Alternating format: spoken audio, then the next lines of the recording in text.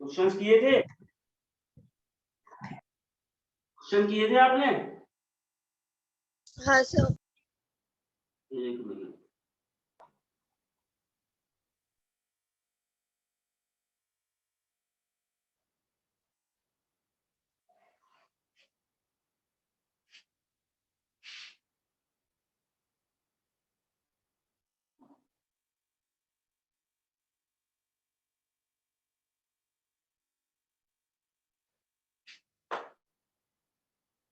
तो मैंने आपसे कहा था कि आप मुझे वो मैसेज कर देना कौन कौन से टॉपिक आपके बचे हैं आइसोमेरिक की आप किए सर मैसेज? कब किए? किया सर। कब? कल अभी किए थे? सर नहीं, अभी किया। आपको डिक्टेट करके दो टॉपिक? हाँ बेटा करो। सर पहला वो ना सीन एंड एंटी का है, वो ऑक्सो वाला, कीटो तो ऑक्सो। एग्जाम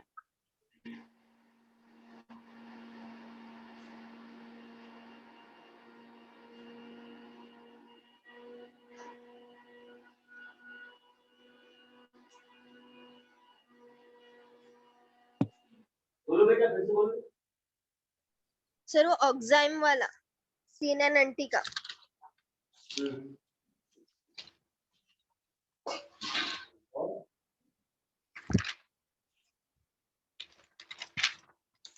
और क्या था? Conformation of ethane.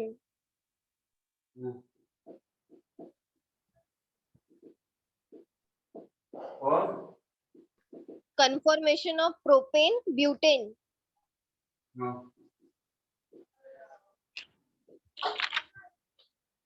आगे फिर था कन्फॉर्मेशनल एनालिसिस ऑफ साइक्लोहेक्सेन। वो मैं वो करवा किया। चुका। हाँ सर, हाँ। हो गया था। फिर उसके बाद था डीएनएल कंसेप्ट डिटेल में बताया था। फिर इनैंशियोमर एक्सिस का डिटेल में बताया। हाँ, तो उसके बाद एनोमेरिक कार्बन। उसके बाद इपीमर।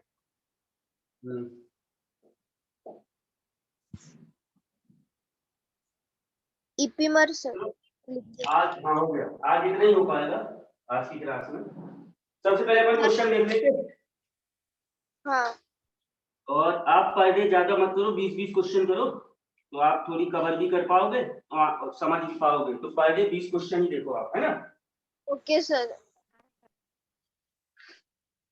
और सुनो, आपका आज है मंडे, वेडनेसडे को आईयूपीएससी का एक टेस्ट रख देता, कोई दिक्कत है क्या? No sir. सर वेडनेसडे को बायो की भी टेस्ट है, तो थर्सडे को थर्सडे को आईयूपीएससी रख देता और फिर आपको एक दिन का गैप मिलेगा तो सैटरडे को आपका आइसोमेरिक रख देता। हाँ सर, चलता। हाँ फिर सर। इसके बाद आपको संडे मंडे मिलेगा। और चलो अभी ऑर्गेनिक ही रहने दो, इनऑर्गेनिक को आप जो हुआ अगर आप रिवाइज कर रहे हो तो अच्छी बात है, अब और घर पे रिवाइज करो आप उसे। और अभी इनऑर्गेनिक में आपको डिस्टर्ब नहीं करता, पहले आपको ऑर्गेनिक का बिल्कुल मास्टर बना देता, फिर आगे बढ़ते हैं। हाँ हाँ सर। सर। कल कितने क्वेश्चन हो गए थे? कल आपने 40 डिस्कस किए थे। हाँ बताओ।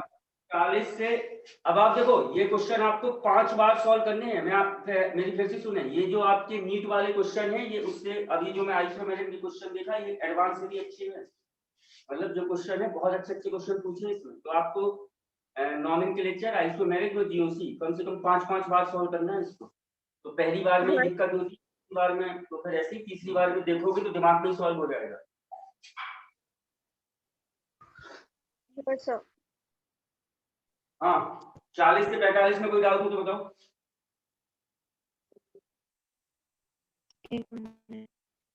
40 से 45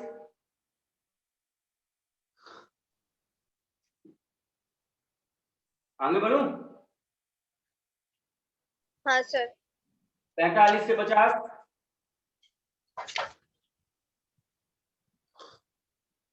सर क्वेश्चन नहीं समझ रहे, एक मिनट। अरे आपके पास किताब थी यार, आप पेंसिल से जो आपका क्वेश्चन नंबर 125 था उसमें 1 2 3 4 5 कर लेते। अब मेरे पास तो मैं आप देखो मैं इससे करवा रहा, ये ऑनलाइन आ रहा मेरे पास, तो मैं सर उसी से देख रहा हूँ। 45 क्वेश्चन नंबर 45 में है आपका relation between A and B. हाँ नहीं सर, वो और उसके ऊपर वाला, वो भी और उसके ऊपर वाला। उसके the ऊपर number of the number of all type of isomer of cyclobutane। नहीं सर, वो नहीं है 45।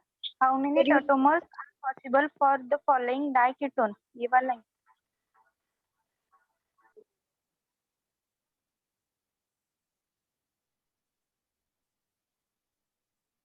नहीं वो नहीं, कीटोन इनोल वाला है। Sir, question डाइकीटोन वाला and enol forms of a compound are related to each other as। हाँ वो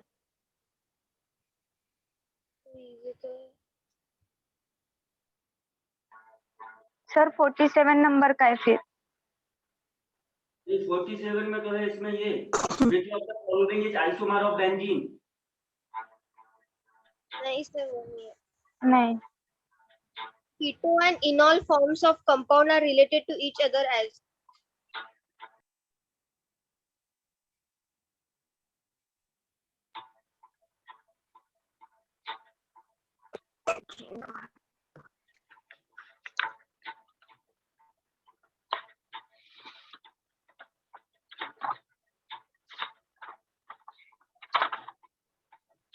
इसमें नहीं है बेटा फिर।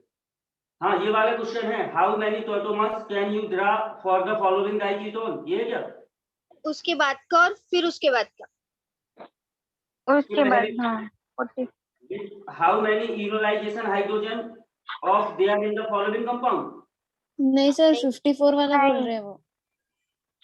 54 Which of the following will not form an enolate। उसके नहीं नीचे सर का। 54 उसके नीचे का। Keto and enol form of the compound are formed in each other। हाँ हाँ वो वाला। देखो देखो भैया, ये तो सिंपल था फिलहाल, लेकिन अभी आप पहली बार कर रहे हो तो क्या सिंपल क्या हार्ड। देखो मैंने आपको बताया था ये कीटो है, ठीक है, हाँ हाँ सर। सर। और कीटो का जो अल्फा हाइड्रोजन होता है ये पार्टिसिपेट करता है और ये इनॉल बनाता है। हाँ हाँ सर। आपको पता है कि जो कीटो और इनॉल है ये फंक्शनल आइसोमर होता है क्या? हाँ हाँ, फंक्शनल functional। आइसोमर होता है। अब आपको पता है जो फंक्शनल आइसोमर है ये स्ट्रक्चरल का पार्ट है क्या? हाँ सर। हाँ सर। अब आपको इतना पता है कि कीटो और इनॉल टॉटोमेरिन है और ये टॉटोमेरिन शो करते हैं रूम टेम्परेचर पे, ये वाला स्ट्रक्चर इसमें कन्वर्ट हो जाता है। हालांकि मेजर ये होता है, ये तो 0.1% के आसपास बनता है और ये दोनों आपस में फंक्शनल आइसोमर हैं और chain, ring chain, position, functional, metamerism, tautomerism, enolization, ये सब स्ट्रक्चरल आइसोमेरिन के पार्ट हैं। अब हम ऑप्शन की तरफ मूव करते हैं। तो पहला है रेजोनेटिंग स्ट्रक्चर। तो मैंने आपको जब केमिकल बॉन्डिंग पढ़ाई थी तो उस समय भी बताया था कि रेजोनेटिंग स्ट्रक्चर क्या होता है। अगर एक स्ट्रक्चर दूसरे स्ट्रक्चर में कन्वर्ट होता है बॉन्ड की ब्रेकिंग की वजह से, तो ऐसे स्ट्रक्चर को रेजोनेटिंग स्ट्रक्चर बोलते हो। हाँ हाँ सर। हाँ सर। सर। रेजोनेंस में एक खासियत होती है, सेम स्ट्रक्चर मिलता है हर बार। हाँ सर।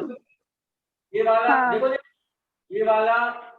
ये वाली बेंजीन और ये वाली बेंजीन, ये रेजोनेटिंग स्ट्रक्चर है। और देखो दोनों बेंजीन है लेकिन इस तरफ दो बॉन्ड थे, इस तरफ एक ही बॉन्ड था, याद है? हाँ सर। तो क्या रेजोनेंस तो हो नहीं सकता। अब दूसरा ऑप्शन है आपका कन्फर्मेशन। आपको पता है कन्फर्मेशनल और कॉन्फिगरेशनल ये स्टीरियो आइसोमेरिन के पार्ट है क्या? हाँ सर। हाँ सर। ये स्टीरियो का एग्जांपल नहीं है, ये स्ट्रक्चरल का है। तो कन्फर्मेशनल भी नहीं हो सकता और कॉन्फिगरेशनल भी नहीं हो सकता। ये बात समझ में आई या नहीं आई? समझा सर। और समझा सुनो, सर। मैंने आपको बताया था कि जो स्ट्रक्चरल आइसोमर है इसका एक नाम और होता है, कॉन्स्टिट्यूशनल आइसोमर भी बोलते हैं क्या स्ट्रक्चरल आइसोमर को? हाँ सर। अगर फिर से सुन लो, अगर आपको याद नहीं, अगर आपने कॉपी में नोट नहीं किया या शायद मैंने ना बताया हो, तो स्ट्रक्चरल आइसोमर का एक नाम और होता है कॉन्स्टिट्यूशनल आइसोमर। कोई दिक्कत? आप अभी कॉपी में नोट कर लो। हाँ सर। जहां आपने स्ट्रक्चरल लिखा था ब्रैकेट में लिख लो स्ट्रक्चरल और कॉन्स्टिट्यूशनल आइसोमर। कोई दिक्कत? No sir. No sir. बिल्कुल क्लियर हुआ बेटा? हाँ सर हुआ। हाँ सर हुआ।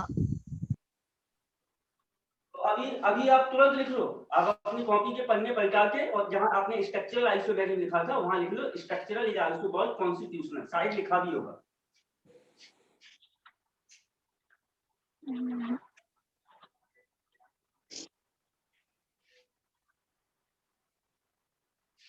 हो गया?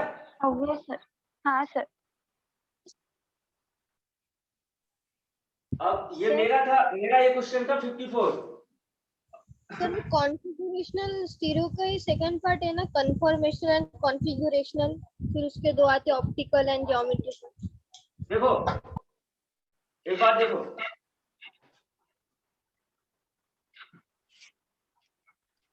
मैंने आपको ऐसे बताया था आइसोमेरिक। आइसोमेरिक दो टाइप की होती है क्या, स्ट्रक्चरल और स्टीरियो। हाँ सर। हाँ एक तरफ स्ट्रक्चरल और स्टीरियो, इनकी डेफिनेशन क्या है आपको पता है। स्टीरियो के दो पार्ट बताए थे मैंने, कन्फर्मेशनल एंड कॉन्फ़िगरेशनल। कॉन्फ़िगरेशनल और कॉन्फिगरेशनल। और कन्फर्मेशनल देखा नहीं है, और कॉन्फिगरेशनल में दो बताए थे, ऑप्टिकल और ज्योमेट्रिकल। ज्योमेट्रिकल। हाँ हाँ सर। तो स्ट्रक्चरल का नाम एक और होता है, स्ट्रक्चरल बोल दो या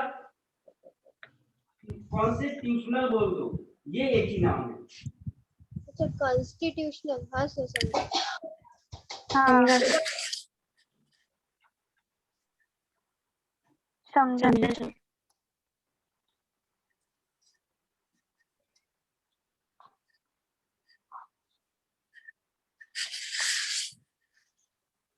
हो गया सर। एक मिनट।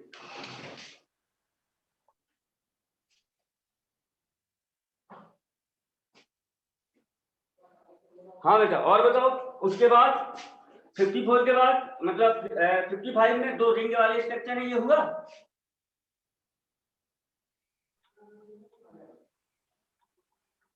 क्वेश्चन है बताओ इनॉल सर। कंटेंट।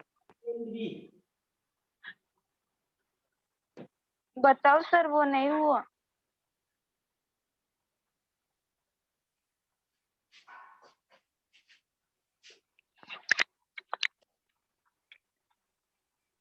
देखो इसके लिए जो 55 वाला क्वेश्चन है, इसके लिए आपको हल्की सी जीओसी पता होनी चाहिए। हालांकि जैसी जीओसी होगी तो आप इसको तुरंत कर दोगे, 1 सेकंड का है, लेकिन अभी मैं डिस्कस कर देता है इसको।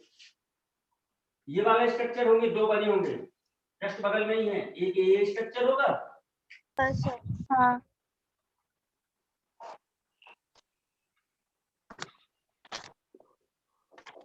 एक ये स्ट्रक्चर होगा। हाँ सर। हाँ सर। और वो ये पूछ रहा होगा कि इनॉल किसका ज्यादा स्टेबल है। अगर मैं इसका इनॉल बनाऊं तो इसका इनॉल स्टेबल है या इसका इनॉल स्टेबल है। क्वेश्चन ये है क्या? हाँ सर। आपको बताया जो कीटो का अल्फा हाइड्रोजन होता है वो इनॉल बनाता है। तो गौर से देखो, ये कीटोन है, इसके जस्ट ये कीटोन है, इसके जस्ट बगल वाला ये अल्फा है क्या? हाँ सर। हाँ सुनो, अब आपको पता है इसके पास हाइड्रोजन है तो अल्फा हाइड्रोजन है, तो ये वाला डबल, ये बॉन्ड ऐसे शिफ्ट होगा तो यहाँ डबल बॉन्ड आ जाएगा, इस पे नेगेटिव होगा, या हाइड्रोजन यहाँ चला जाएगा, तो इसका इनॉल ये बनेगा क्या? आराम से देखो, जहां समझ में ना आए पूछो। ये हाँ हाँ सर। और सुनो, अब ये कीटोन है, इसके रिस्पेक्ट में ये भी तो अल्फा है, जस्ट बगल वाला अल्फा कहलाता है। हाँ सर। हाँ और इसके पास दो हाइड्रोजन है बेटा, तो आपको पता है ये वाला बॉन्ड ऐसे शिफ्ट होगा तो यहाँ डबल बॉन्ड, और इस पे आएगा नेगेटिव, और ये वाला हाइड्रोजन यहाँ चला जाएगा, तो जो इसका इनॉल होगा वो ये होगा क्या?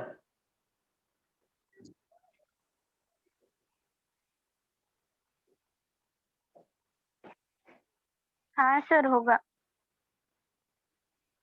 क्लियर? क्लियर हाँ सर। सर। अरे हाँ क्लियर? Sir clear. हाँ क्लियर सर है। क्लियर।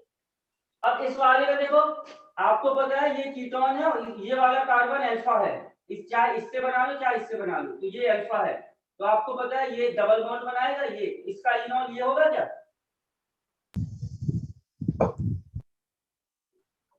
अब ये इनॉल नहीं बना सकता, एक ही इनॉल बनेगा क्योंकि अब किसी के पास अल्फा हाइड्रोजन नहीं है। समझ में आया नहीं आया? हाँ हाँ सर समझा। समझा सर। इसका इनॉल ये होगा और इसका इनॉल ये होगा। ये बात समझ में आई या नहीं आई? समझे सर। क्लियर? Clear sir. हाँ सर। तो सबसे पहले तो बेटा आप ए का इनॉल बना लो, बी का इनॉल बना लो, फिर मैं आपको कुछ जीओसी के 2-3 लाइनें हैं वो आपको बता देता तो आप क्लियर हो जाओगे। और उस समय तो मुझे बताना ही है जब जीओसी पढ़ाऊंगा। जीओसी तो मुझे 2 महीने पढ़ानी है आपको।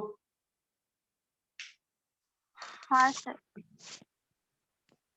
तभी मैं आपसे बार बार बोल रहा हूँ कि आप इनको 4-5 बार सॉल्व कर लो कि मतलब पहली बार में थोड़ा कंफ्यूजन, दूसरी बार में और कम, तीसरी बार में है ही नहीं, टाइम पास, चौथी बार में ऐसे। हो गया सर। भैया इसका इनॉल ये है और इसका इनॉल ये है। चलो ये बात तो आप सीख गए। अब मैं इसको रफ कर दूं? हाँ हाँ सर। सर कर दो।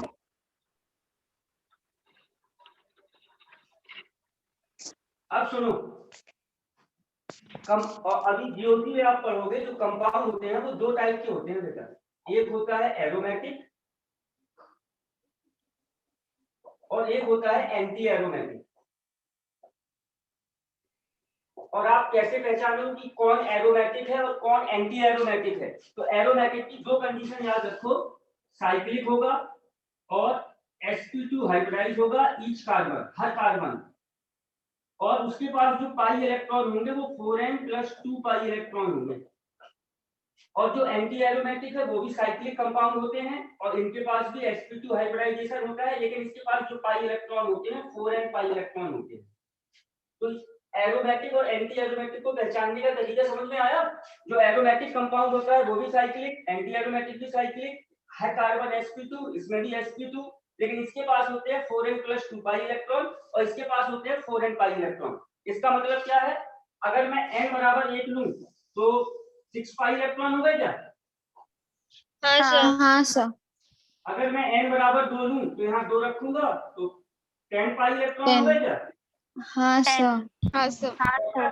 इसमें देखो अगर n बराबर 1 लूं तो 4 पाई इलेक्ट्रॉन हो गए, n बराबर 2 लूं तो आपका 8।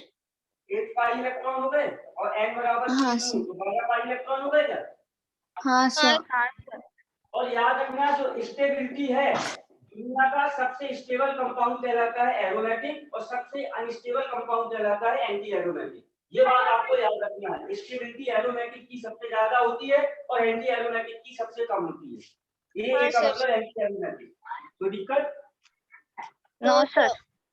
नोट कर लो, फिर मैं अभी आपको बस समझा देता हूँ। आ गया आंसर? नहीं वैसे ये सब जीओसी का है, लेकिन जो बड़ी किताबें होती हैं तो आपको पता ही है मिक्स क्वेश्चन बनते हैं ना। हाँ।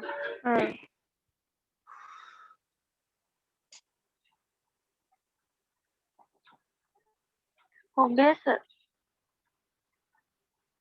हो गया सर। हो गया तो बस अब आपका आंसर हाँ। भी आ गया।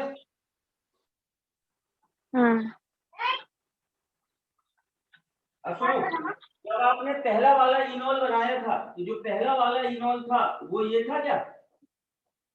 हाँ सर। Double bond. हाँ सर। और जो दूसरा वाला इनॉल आपने बनाया था वो ये था क्या?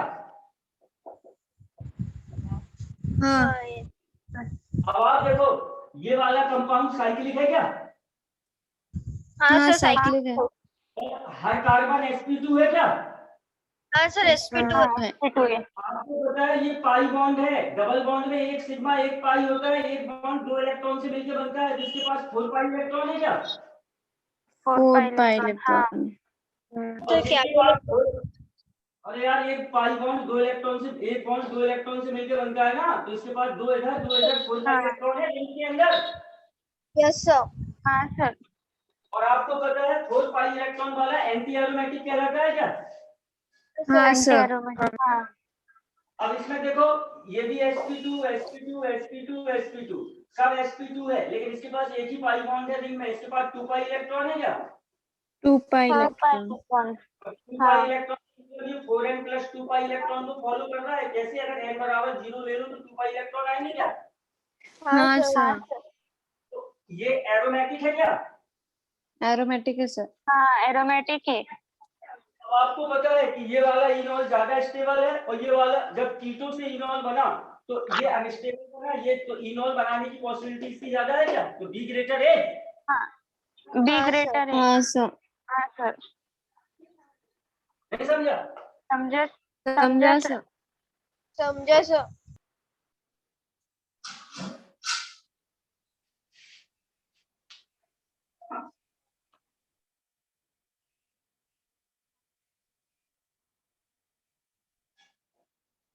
अभी आप 1 महीने अच्छे से ऑर्गेनिक पे मेहनत कर लो, फिर बहुत मजा आएगा आपको पढ़ने में। अगर ऑर्गेनिक जैसे समझ में आ गई तो उसके लिए बहुत सिंपल है, और नहीं आई तो फिर उसके लिए बहुत हार्ड है। तो सब आपके हाथ में है। हाँ हाँ सर, हो गया सर। हो गया सर।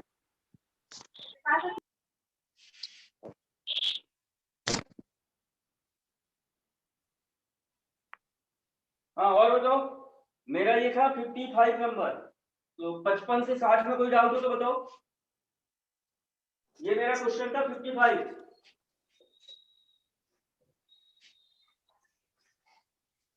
55 से 60 में कोई डाउट?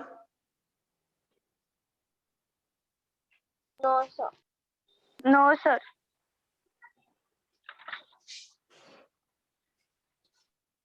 59। 59 एक नाइट्रोजन बना है, वही वाला है क्या? रिंग में नाइट्रोजन बना है। हाँ वो बात। सर POH वाला। रिंग में नाइट्रोजन बना है, वही वाला है क्या? हाँ सर वही है। हाँ सर वही है। तो सुनो अब,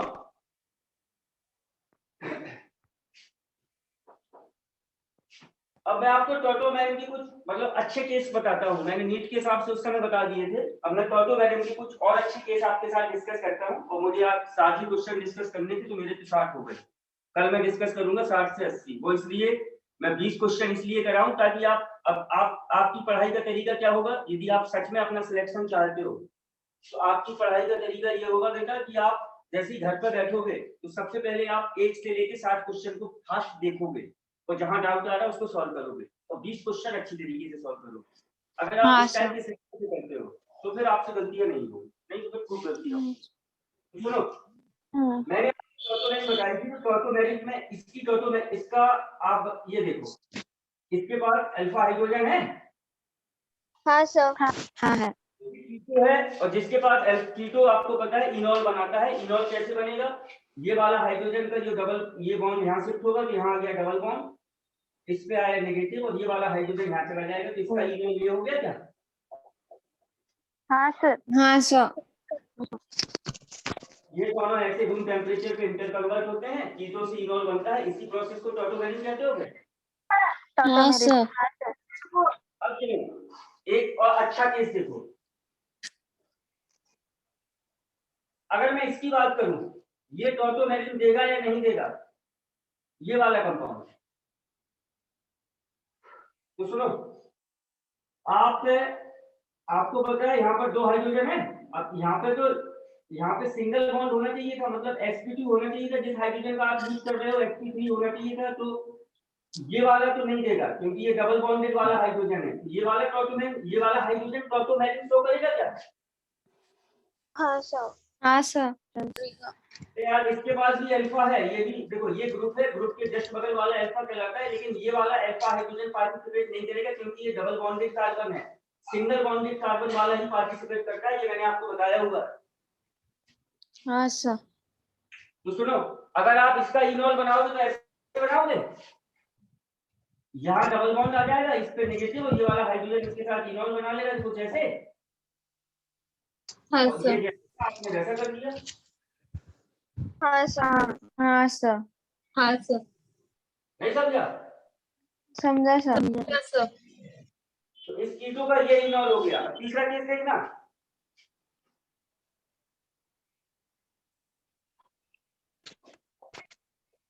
अब वो आपको कंफ्यूज ऐसे करेगा, यहाँ उसने 2 कार्बन लगा दिए ताकि आप यहाँ हाइड्रोजन ही न रहें, और यहाँ डबल बॉन्ड लगा दिया। अब वो पूछेगा कि ये इनॉल बनाएगा या नहीं बनाएगा। तो सुनो, अगर रेजोनेंस है, देखो इसमें इस तरफ रेजोनेंस है क्या, पाई सिग्मा रेजोनेंस है क्या? हाँ सर। हाँ हाँ सर। रेजोनेंस कैसे देखते हैं, सिग्मा पाई यदि अल्टरनेट मैनर में आ रहा है तो स्ट्रक्चर रेजोनेंस बना सकता है, तो ये रेजोनेंस बना सकता है। तो गौर से देखो, यहाँ पर 2 हाइड्रोजन है क्या? हाँ सर 2 है। हाँ, 2 है। अगर रेजोनेंस नहीं बन रहा तो अल्फा हाइड्रोजन पार्टिसिपेट कर रहा है, अगर रेजोनेंस हो रहा है तो जो डबल बॉन्ड के बगल वाला कार्बन है उसका हाइड्रोजन पार्टिसिपेट करता है। तो देखो जरा, ये वाला बॉन्ड यहाँ शिफ्ट हुआ तो यहाँ पर डबल बॉन्ड आ गया। हाँ सर हाँ, हाँ। डबल ये बॉन्ड। वाला बॉन्ड यहाँ शिफ्ट हुआ तो यहाँ पे डबल बॉन्ड आ गया। हाँ हाँ सर। सर हाँ, और ये वाला बॉन्ड यहाँ शिफ्ट हुआ तो यहाँ नेगेटिव आया और ये वाले हाइड्रोजन ने इस पर अटैक कर दिया। तो नया स्ट्रक्चर कुछ ऐसे, आराम से देखो, ना समझ में आया तो दोबारा बताऊंगा। समझा सर। हाँ सर, समझा। जो आपके ऊपर बहुत लोड है, इस समय ऑनलाइन क्लास चल रही है, अब आपकी ही ईमानदारी है, अगर ऑफलाइन चल रही होती तो मैं वहां आपको मतलब फिर तो मैं समझ जाता, आपसे जबरदस्ती मेहनत करवा लेता।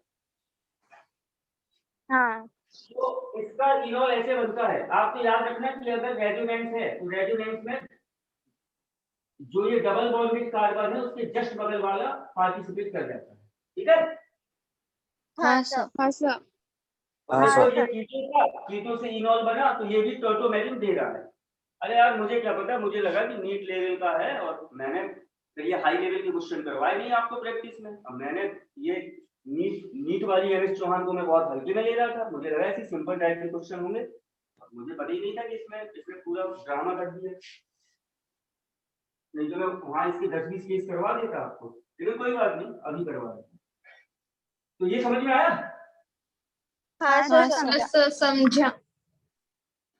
अब देखो आपके क्वेश्चन की तरफ मूव करते हैं।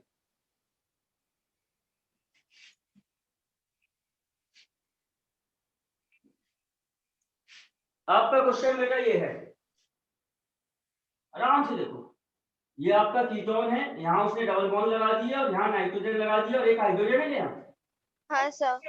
हाँ, हाँ अब सर। आपको बोला है कि टोटोमेरिक में जब कीटो से इनॉल बनता है तो अल्फा वाले हाइड्रोजन पार्टिसिपेट करते हैं। मैंने आपको ये भी बताया था, X double bond Y Z single bond H, जिससे हाइड्रोजन जुड़ा हो वो हाँ। sp3 होना चाहिए, मतलब सिंगल बॉन्ड वाला होना चाहिए, याद है? हाँ सर। हाँ सर। हाँ सर। देखो यहाँ से इसके पास हालांकि हाइड्रोजन है और इसके पास भी हाइड्रोजन है, लेकिन यहाँ से टोटोमेरिक नहीं होगी क्योंकि हाइड्रोजन जिससे जुड़ा हो वो सिंगल बॉन्ड वाला होना चाहिए। तो ना तो ये टोटोमेरिक में पार्टिसिपेट इनॉल बनाएगा, ना ये वाला हाइड्रोजन इनॉल बनाएगा। ये बात समझ में आ रही नहीं आ रही? समझा सर। समझा सर। समझा सर। लेकिन आप गौर से देखो, ये पाई सिग्मा इस वाले पार्ट में रेजोनेंस है क्या? हाँ, हाँ तो सर, ये वाला रोड क्लियर नहीं है। हाँ सर, ब्लर दिख रहा। हो गया सर, हो गया। हाँ, हो गया क्लियर। फिर से सुन लो, आपको ये पता चला कि देखो ये भी अल्फा है इसके लिए, ये भी अल्फा है, लेकिन ये अल्फा हाइड्रोजन इनॉल नहीं बना सकता क्योंकि ये डबल बॉन्डेड है। आपको सिंगल बॉन्डेड चाहिए अल्फा हाइड्रोजन, तो ना ये इनॉल बना पाएगा ना ये इनॉल बना पाएगा। ये बात समझ में आई नहीं आई? समझा सर। समझा सर। लेकिन देखो, पाई सिग्मा इस वाले पार्ट में रेजोनेंस है क्या? रेजोनेंस होगा। हाँ हाँ, ये रेजोनेंस वाला है। हाइड्रोजन बना सकता है इनॉल, जस्ट बगल वाला। हाँ हाँ, तो सुनो, अब मैं इस स्ट्रक्चर को दोबारा लिख रहा हूं। आपका स्ट्रक्चर ये है, अगर ये वाला पार्टिसिपेट करेगा तो ये यहाँ जाएगा तो यहाँ पर डबल बॉन्ड आ गया, ये हाँ बॉन्ड यहाँ सर। से हुआ, हाँ, और ये वाला बॉन्ड यहाँ से हुआ तो यहाँ डबल बॉन्ड, ऑक्सीजन पे आ गया नेगेटिव और इस नेगेटिव पे ये वाला हाइड्रोजन अटैक कर देगा। हाँ सर। हाँ तो सर। जो इसका इनॉल बनेगा वो ये बनेगा क्या? हाँ हाँ, ठीक समझे? हाँ हाँ, समझा सर।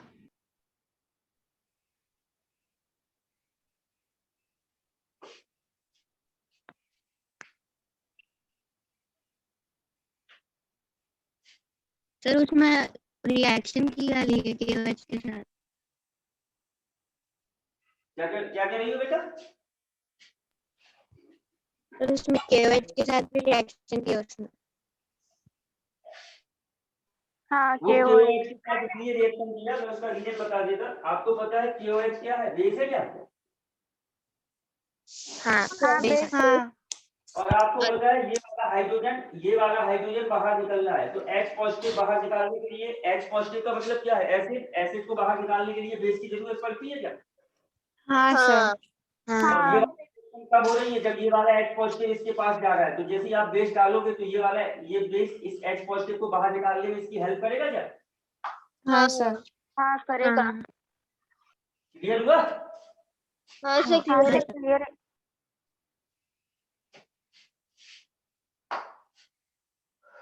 तो बस मैं आपसे बार बार मतलब देखो अभी 5 बार बोल चुका कि आपके पढ़ने का तरीका यही होगा। 20 क्वेश्चन तो वो आपको करने हैं, लेकिन जैसे ही आप बैठोगे तो 1 से लेके 60 क्वेश्चन आपको हाईलाइट करके देखने हैं और जहां डाउट आ रहा है उसको सॉल्व करने हैं। ऐसे ही सीखोगे। हाँ सर।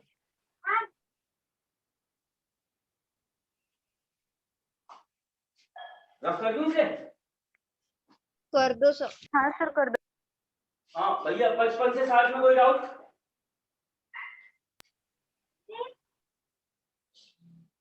देखो मैं 20 क्वेश्चन आपको इसलिए बोला कि अगर आप मुझसे 20 के भी डाउट पूछो तो मैं करवा सकूं क्लास टाइम में, नहीं तो मैं चाहता तो आपसे बोलता 30 करके लाओ, 40 करके लाओ। मैं 20 क्वेश्चन केवल इसीलिए बोला कि हर क्वेश्चन में भी डाउट आ रहा तो वो अपने क्लास में हो जाए।